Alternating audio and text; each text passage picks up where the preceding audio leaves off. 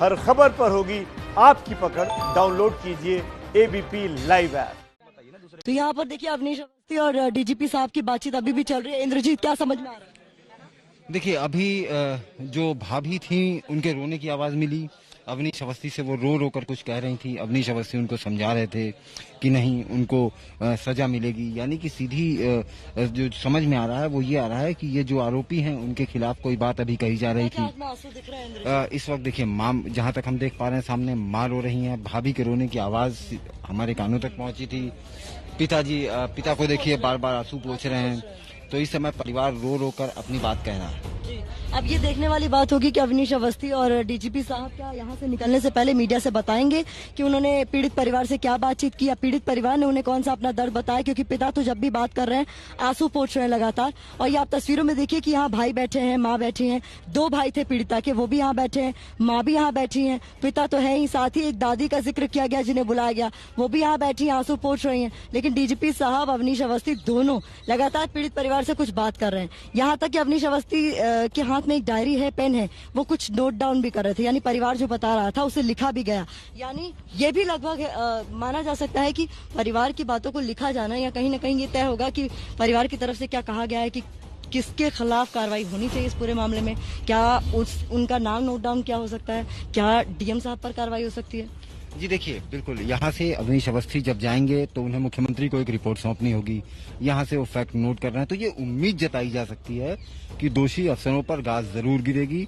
लेकिन सबसे बड़ा सवाल कि यहाँ इस पूरे मामले में जिन पर सबसे ज्यादा सवाल उठे, यहाँ के डिस्ट्रिक्ट मजिस्ट्रेट, उन पर क्या लखनऊ पहुंचने तक या लखनऊ पहुंचने के बाद कार्यवाही होती है या नहीं। तो यहाँ पर अभी बता दें आपको कि अभी भी बातचीत का सिलसिला जारी है। परिवार जो है वो लगातार अपनी बात कह रहा है। अवनीश अवस्थी और डीजीपी साहब सुन रहे हैं। हालांकि छोटा भाई रो रहे हैं। शायद तस्वीरें नहीं पहुंच पा रही होंगी, लेकिन आप देखिए प्रतिमा, सामने उनकी भाभी रो रही हैं और भाई चुप करा रहा है। वो रो रो कर कुछ कह रही हैं। ये वही भाभी हैं जो हमसे बात करते हुए बेहोश हो गई थी। ये वही हैं, ये बात करते हुए बेहोश हो गई थी। और इस वक्त देखिए उनका भाई चुप करा रहा है। वो अवनीश अवस्थी से कुछ कह कह के रो रही हैं। भाई पिता हाथ जोड़ रहे हैं, हाथ जोड़ के कुछ गुहार लगा रहे हैं, अपनी बात कह रहे हैं। अवनीश अवस्थी ने अभी डीजीपी की तरफ कहा है कि ये न्याय दिलवाएंगे। बिल्कुल ऐसा ही लगता है। ये भरोसा दे रहे हैं कि डीजीपी आपके सामने बैठे हैं, ये न्याय दिलाएंगे। लेकिन जो अभी तक पुलिस ने किया, जो अभी तक लोकल यहाँ के प्रशासन ने किया, उसको देखकर परिवार को भरोसा नहीं हो रहा है कि उनको आगे जाकर किसी तरह का प्रशासन से सहयोग मिलेगा। बिल्कुल, सहयोग की अपेक्षा तो फिर भी परिवार कर रहा है। अभी भी उम्मीद है कि शायद अवनीश अवस्थी और डीजीपी साहब यहाँ आए हैं, यहाँ पर मुखिया आए हैं, कानून व्यवस्था को संभालने वाले, तो हो सकता है कि कोई बड़ी कार्रवाई हो। लेकिन परिवार के आंखों में आंसू ये भी बता रहे हैं कि कितना डराया गया है, कितना परेशान किया गया है। परिवार तो लगातार कह ही रहा है। देखिए एबीपी न्यूज पर आप वो तस्वीरें देख रहे हैं जहां अवनीश अवस्थी इस वक्त भाई से सुन रहे हैं क्या कहा जा रहा है। भाभी भी कह रही हैं। भाभी का हाल यह है कि सुबह एबीपी न्यूज से बात करते करते वो बेहोश हो गई थी, रोने लग गई थी कि जैसे हम थक हार गए हैं। हम कितनी बार बताएं कि क्या हो रहा है। बार बार अलग अलग टीम्स आती हैं, अलग अलग तरीके की बातें कहकर चली जाती हैं, लेकिन हम तो सिर्फ इंसाफ चाहते हैं। वो कह रहे हैं आपको अगर मुआवजे की दुहाई देनी थी तो मुआवजा ना देते, बेटी की लाश एक बार दिखा देते। और देखिए यहाँ ऐसा लग रहा है कि आपसे कुछ ही पलों बाद इंद्रजीत, हमको लग रहा है कि यहाँ से रवानगी होगी। क्या मीडिया से बात होगी? देखते हैं, हम सवाल जरूर पूछेंगे। हम पूछेंगे कि उनसे परिवार के लोगों ने क्या शिकायत की, हम पूछेंगे कि उन्होंने आपसे क्या बात की, और जो सवाल होंगे जो यहाँ के स्थानीय प्रशासन पर, वो भी जरूर हम पूछने की कोशिश करेंगे।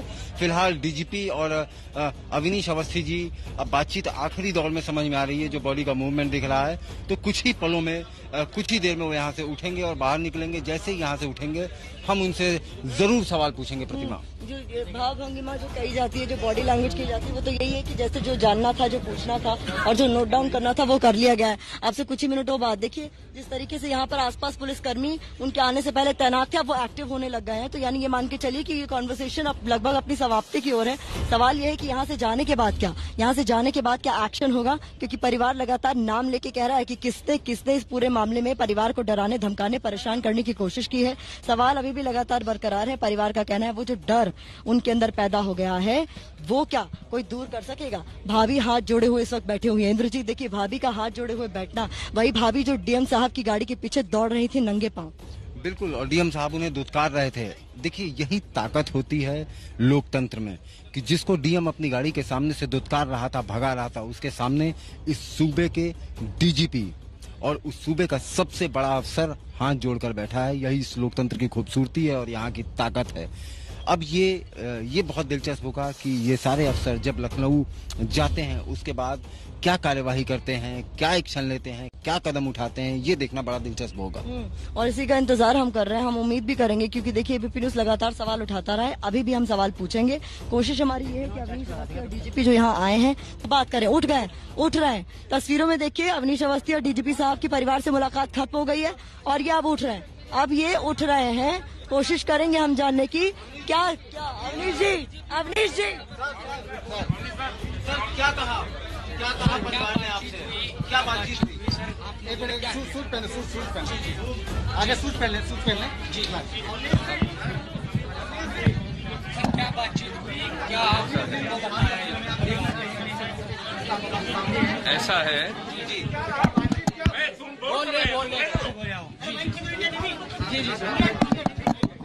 सर बोलिए सर, क्या बातचीत हुई है?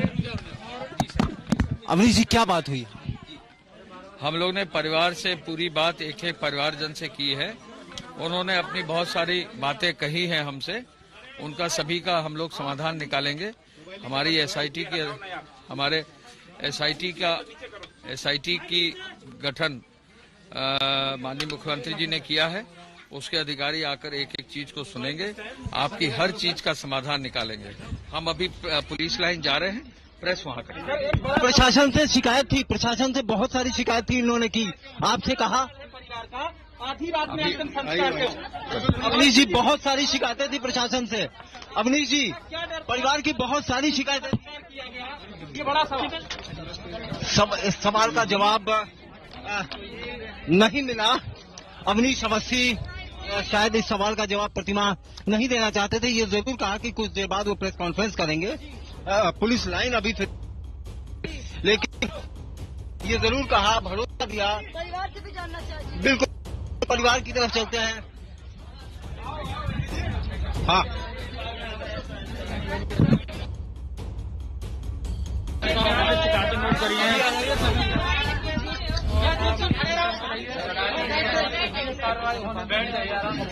डीआई साहब ने हमारी रिपोर्ट नोट करी है कि आपको जल्दी से जल्दी आपको कार्रवाई करी जाएगी और आपको जहाँ तक है उसको कोर्ट में न्याय मिलेगा।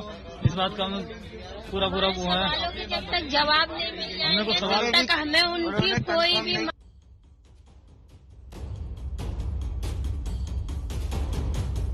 हमारे सवालों के जवाब नहीं मिलेंगे तब तक हमें उनकी कोई भी मांग मंजूर नहीं है।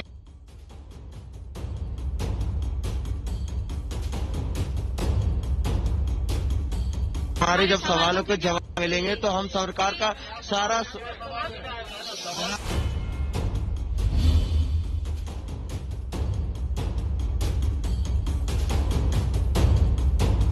उन्होंने बोला है। मैं तो ये बोलना चाहता हूँ, मैंने उन्हें साफ बता दिया, जैसे कि मैंने उनसे पूछा कि हमें एक फोटो दिखा देते जब वहाँ जला रहे थे कि उनकी बॉडी है तो हम कम से कम घर में श्रद्धांजलि दे दें उनको। तो उन्होंने बोला इसका जल्दी से जल्दी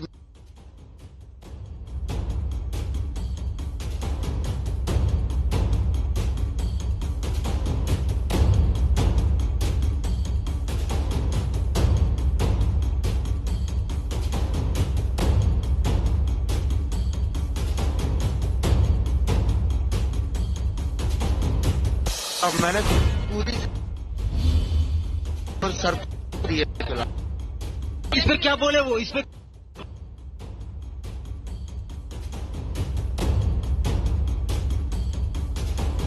संस्कार किया है तो उन्हें सामने बिठा के हमें ये बता दें कि ऐसी क्या मजबूरी थी जो हमारी नई बात सुनी गई और हमारी मतलब बॉडी को ऐसे पेट्रोल डाल के जला दिया गया। उनकी ओर से क्या भरोसा दिया गया? उन्होंने सिर्फ यही बोला कि वक्त को पीछे नहीं ला सकते हैं और जहाँ तक है आपको एसआईटी टीम वाले साथ देंगे आपका और जवाब भी आपको वही देंगे। तो मैंने बोल दिया डीएम साहब से एक बार जरूर बात करें आप, उन्होंने ऐसा क्यों किया।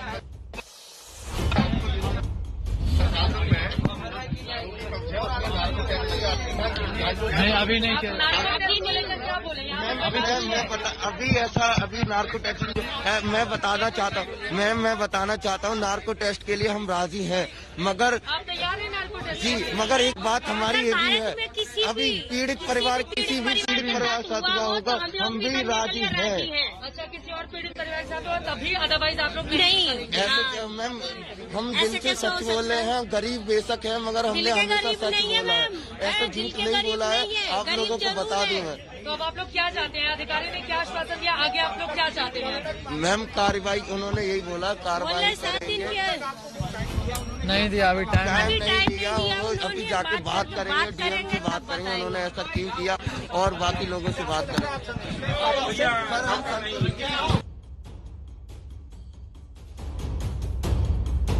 क्या बात की परिवार कह रहा है कि डीजीपी से उन्होंने शिकायत की इस बात की कि डीएम का रवैया बेहद खराब रहा है, उन्होंने बरगलाया, उन्होंने जो हमें धमकाया। हमने उनसे पूछा कि जब आप ये शिकायत उनसे कर रहे थे तो डीजीपी साहब और अवनीश अवस्थी जी ने आपसे क्या कहा, तो उन्होंने कहा कि हम जब अपनी बात हमने उनसे कही तो उन्होंने हमें आश्वासन दिया कि हम बात करेंगे, दोषियों के खिलाफ कार्यवाही करेंगे। तो एक संकेत जरूर ये दे रहे हैं कि यहाँ से जब वो लखनऊ पहुँचेंगे तो जरूर कोई कार्यवाही होगी। दूसरा ये कह रहे थे कि डीएम के खिलाफ होगी क्या, बड़ा सवाल ये है। जिला अधिकारी, हाँ जिला अधिकारी सबसे ज्यादा महत्वपूर्ण है, वही है जो वो 1 पॉइंट कांटेक्ट पर्सन था ना। जिला अधिकारी के खिलाफ कोई कार्रवाई होगी कि नहीं होगी, ये बड़ा सवाल है। मैं वहाँ चलती हूँ, कोई बात नहीं। देखिए यही मैंने उनके भाई से साफ पूछा कि आपने डीजीपी साहब से कौन कौन से अपने मुद्दे उठाए। भाई ने कहा कि हमने शिकायत की, हमारे कुछ सवाल थे जो हमने उनके सामने रखे। हमने उनसे पूछा कि आखिर वो क्या सवाल थे। उन्होंने कहा हमारे सवाल थे कि हमारी बिटिया को, यही सारी चीजें इनके पॉइंट्स लिख रहे थे कि हमारी बिटिया को रात में क्यों जलाया गया। भाई ने हमें कैमरे पे बताया कि हमने ये कहा, हमने कहा कि हमें बताया जाए कि आखिर क्या वजह थी। एक फोटो खींच लेते, हमें दिखा देते ताकि हम श्रद्धांजलि देते आज यहाँ। डीएम के रवैये पे उन्होंने सवाल उठाए, अधिकारियों के रवैये पे सवाल उठाए। नहीं, पर क्या संतुष्ट है परिवार? बड़ा सवाल तो ये है, क्या परिवार संतुष्ट है? प्रतिमा, देखिए ये लगता नहीं है, परिवार बार बार यही कह रहा है। संतुष्ट तो तब माना जाएगा परिवार पर जब तक कोई कार्रवाई नहीं होती, कोई एक्शन नहीं होता। नाम लिया जा रहा है बार बार, परिवार तो खुलकर कह रहा है डीएम डीएम डीएम, तो डीएम पर कार्रवाई क्यों नहीं? सिर्फ 7 पुलिसकर्मियों को सस्पेंड करके आपने कोई संदेश नहीं दिया है। अगर आज आकर आप एक डायरी में नोट करके लेकर गए हैं तो एक नजीर पेश कीजिए कि हम सुनते हैं और फिर हम कार्रवाई भी करते हैं। अंजलि ये बताइए कि ये डायरी पे इतना नोट हो गया, आपको लगता है कि जब गाड़ियां लखनऊ पहुंचेंगी उसके बाद 2-3 घंटे में ये लोग कुछ करेंगे? मुझे नहीं पता इंद्रजीत जी, जैसा यहाँ पर रवैया है। हालांकि परिवार को देखा कैसे एक एक उनके पिता जो है ना ऐसे मार्क दिखा रहे थे गले पे, आंखों के नीचे यूं उंगलियों से इशारा कर रहे थे, बता रहे थे कि बेटी को कहाँ कहाँ चोट लगी है। हम उम्मीद करते हैं कि वो जो डायरी में जो लिखा है, जब लखनऊ गाड़ी रुकेगी जाकर वहाँ पर जब इन्फॉर्मेशन दी जाएगी तो वो डायरी खुलेगी और उसके पन्ने भी पलटे जाएंगे और उन पर कार्रवाई भी होगी। और कार्रवाई प्रशासन के उन लोगों के खिलाफ होगी जिन्होंने बेटी के साथ इस तरह का सलूक किया और उसकी चिता को जिस तरह से अग्नि दी गई वो तो हम सभी ने देखा। डीएम का नाम लिया जा रहा है परिवार की तरफ से कि डीएम पर साफ सगाया। कुमकुम ये बताइए कि डीएम साहब की सारी कारगुजारी परिवार ने डीजीपी साहब और अवनीश अवस्थी को बता दी। अब क्या लगता है इंद्रजीत, जितना हम उत्तर प्रदेश की पॉलिटिक्स को पिछले 15-20 साल से समझ रहे हैं, देखिए प्रोसीजर यही होता है। लखनऊ का सबसे बड़ा अधिकारी आया और सबसे बड़ी बात, 2 बातें, 2 जीत। ये एबीपी न्यूज की जीत है, ये प्रतिमा मिश्रा की जीत है, ये अंजलि की जीत है, जिन्होंने लखनऊ के सबसे बड़ी अधिकारी को जमीन पर बैठाने पर मजबूर कर दिया। ये हमारी जीत है, ये हमारी पत्रकारिता निर्भीकता है, हमारी निष्पक्षता है। दूसरी बात, यही प्रोसीजर होता है इंद्रजीत। अब आप भी जानते हैं, हम भी जानते हैं कि प्रशासनिक अधिकारी कैसे काम करते हैं। अब ये जाएंगे लखनऊ, फिर कहा जाएगा कि हमने ब्रीफिंग दी, फिर एक फाइल तैयार होगी और जितना मुझे लगता है आज शाम तक एबीपी न्यूज का खबर का दूसरा असर, पहला असर अभी हुआ, हमने मीडिया को इजाजत दिलवाई, हमने परिवार से बात की, शाम तक मुझे लगता है कार्रवाई तय है। मैं आपको एक बात बताऊं, मुझे क्या लग रहा है, और मुझे लगता है हम सब इस बात से अग्री करेंगे। ये बात होनी तो बंद कमरे में थी, ये इन लोगों की पूरी प्लानिंग थी कि ये दोनों आएंगे बड़े अधिकारी, ये बंद कमरे में इन लोगों से बात करेंगे, इनको समझाएंगे बुझाएंगे, जैसे डीएम ने समझाया। डीएम ने कॉलर पकड़ के समझाया, डराकर पटक कर समझाया। ये थोड़ा सभ्य भाषा में समझा देते। लेकिन हुआ ये कि हमने कह दिया कि हम तो कैमरा रखेंगे, आप हमें अंदर मत आने दीजिएगा, हमारा कैमरा चालू रहेगा, हम आपके हाव भाव नोट करेंगे। आप सोचिए वो एक कैमरा क्या चीजें बदल देता है, वही यहाँ पर हुआ है। उसके बाद बातचीत होने लगी। हो सकता है कि वो बातचीत होनी हो सकता है कि वो यहाँ पर सांत्वना भी देने आए हों, लेकिन जो असल बात होनी थी, मैं अभी भी इस बात को लेकर पूरी तरह से मुतमईन नहीं हूँ कि वो असल बात यहाँ करके गए। लेकिन एक तस्वीर देखी आप लोगों ने कि वही भाभी जो एसडीएम की गाड़ी के सामने लेट रही थी, उनको डीएम साहब धुतकार रहे थे, उनको भगाया जा रहा था। आज उसी परिवार के सामने इस सत्ता के दो सबसे ताकतवर अफसर वो सामने बैठे हुए हैं। उनके साथ नीचे बैठे, कुर्सी नहीं सजाई गई। जैसे डीएम साहब आए थे तो अलग से कुर्सियां लगाई गई थी, और सबसे खास बात नोट करने वाली थी, वो इस घर की कुर्सियां नहीं थी, कुर्सियां स्पेशली मंगवाई गई थी क्योंकि पहले आ गया साहब। मीडिया से बात कर रहे थे, अभी देखिए प्रतिमा, सबके सब दोबारा अंदर चले गए, सबके सब दोबारा है। ये भी नहीं, ये भी मुमकिन है कि कहा गया हो कि जब तक हम एक्शन न ले ले तब तक थोड़ा सब्र कीजिए। बिल्कुल कहा जा सकता है। सब कुछ परसेप्शन का खेल होता है। अवस्थी जी प्रशासनिक अधिकारी हैं, लेकिन वो सरकार के अधीन आज से काम नहीं कर रहे हैं, कोई उनका लंबा चौड़ा अनुभव है। चप्पल उतार के अंदर आना, गांव देहात का माहौल क्या होता है सब समझते हैं वो। एक दरवाजा खिड़की खोल के रखना, तस्वीर एकदम बनाते रखना, अच्छा बड़े प्यार से सुनना। परिवार के लिए बड़ा भावुक पल होगा जब पिता बता रहा होगा कि ऐसे चोट थी, सुन रहे होंगे, फिर यहाँ से चुपचाप निकल गए। तो ये सारा खेल, लेकिन सारा कन्वर्सेशन मैं, अंजलि और प्रतिमा, हम यहाँ नीचे से झुक के और सारी चीजों को देख रहे थे। एक चीज आपने नोट की कि हर 30 सेकंड, 40 सेकंड, 1 मिनट के बाद कोई परिवार का सदस्य उसके रोने की आवाज आती थी, वो हाथ जोड़ता था। अवनीश अवस्थी उसकी तरफ हाथ से कहते थे कि कोई बात नहीं। तो इस दर्द बस मैं नहीं चाहती कि उस कॉन्वर्सेशन को रोका जाए, लेकिन सरकारी हलचल के बाद अब राजनीतिक हलचल है। मतलब ये वो अड्डा बन गया है जहाँ पर हर कोई आएगा, अपने अपने तरीके से जैसे होता है वैसे परसेप्शन जो है वो क्रिएट करने की कोशिश करेगा।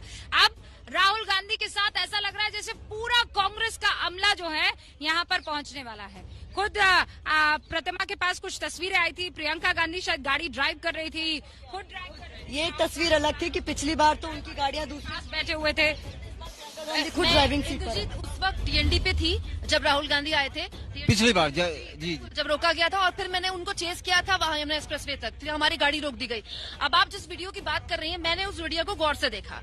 अब देखिए राजनीतिक संवेदनहीनता, प्रियंका गांधी ड्राइव कर रही है, बहुत अच्छी बात है, राहुल गांधी बगल में बैठे, बहुत अच्छी बात है। वीडियो के अंत में हंसी मजाक हो रहे हैं। देखिए ये वीडियो है और ये बड़ी अजीब चीज है। देखिए कितना सही।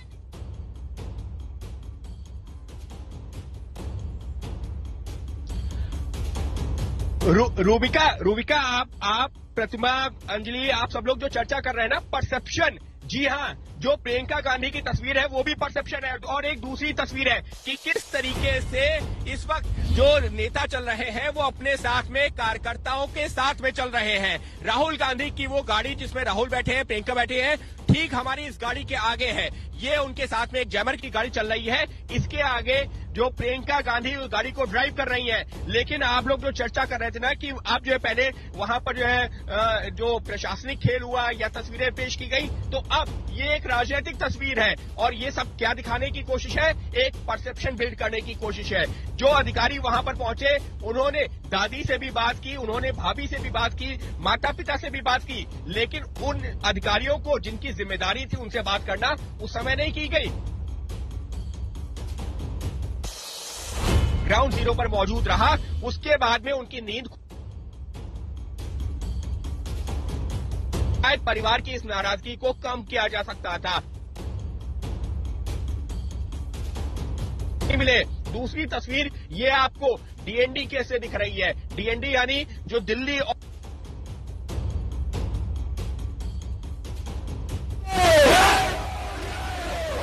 ये काफिला है। और एक चीज और एक जानकारी देना चाहूंगा, इस काफिले में एक एम्बुलेंस भी फंसी हुई है। वो एम्बुलेंस जिसके मरीज को हो सकता है जल्दी इलाज की जरूरत हो, लेकिन वो एम्बुलेंस काफी देर से इस काफिले में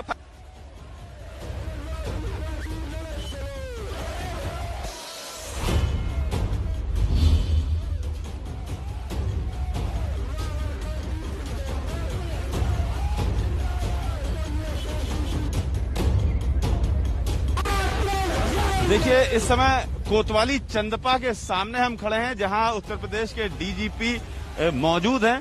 गांव से महज कुछ दूरी पर ये कोतवाली है। गांव से निकलते ही ये कोतवाली पड़ती है। कोतवाली वही है जहां पर पीड़ित परिवार का मुकदमा दर्ज है और ये संभवतः देखने के लिए कि मुकदमे के कागजात क्या हैं, उसकी क्या स्थिति है, उसमें क्या दर्ज है। ग्राउंड जीरो पर आकर के उत्तर प्रदेश के डीजीपी खुद कोतवाली में जाकर के और देख रहे हैं, इस केस के बारे में जानकारी ले रहे हैं। संभवतः यहाँ कोतवाली में आने का जो मुख्य उद्देश्य हो सकता है वो यही कि जो एफआईआर हुई है उसको खुद अपनी आंखों से देखना चाहते होंगे, कागजात देखना चाहते होंगे, वो किस तरीके से उसमें क्या दर्ज है, वो सारी चीजें खुद से वो देखेंगे, क्योंकि मामला काफी ज्यादा बिगड़ चुका है।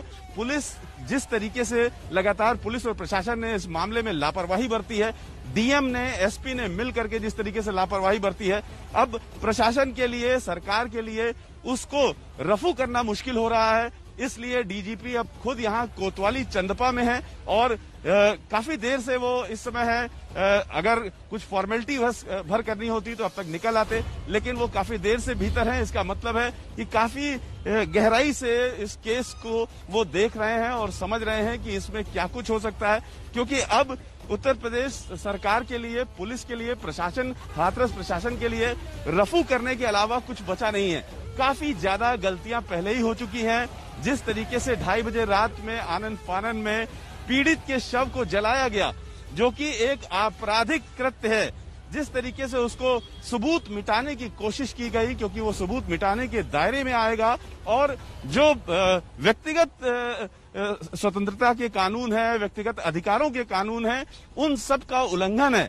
उन सब को देखते हुए अब ये केस काफी ज्यादा बिगड़ गया है। पुलिस और प्रशासन के लिए जिस तरीके से भयंकर इसमें लापरवाहियां हुई हैं, डीएम और एसपी के खिलाफ आपराधिक कार्रवाई की जाए या न की जाए, इसको भी देखना होगा सरकार को, क्योंकि काफी ज्यादा मांग इस बात की भी है।